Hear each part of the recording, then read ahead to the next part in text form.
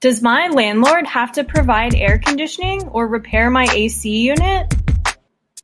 As summer heats up, tenants may wonder if their landlord must provide air conditioning. There is no state law that requires a landlord to provide air conditioning in a rental home. However, tenants may have protections in their lease agreement or elsewhere in the law. Read your lease to see if it requires the landlord to provide and maintain air conditioning. Tenants can also check local ordinances or building codes in their area.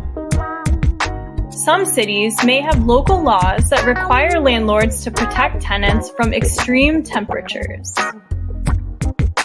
High temperatures in a rental caused by a broken AC unit may qualify under these laws. If your rental unit came with air conditioning, your landlord may be required to fix it if it breaks. Texas law states that a landlord must fix a problem that affects a tenant's health or safety. Tenants must follow certain steps to ask the landlord to fix the problem.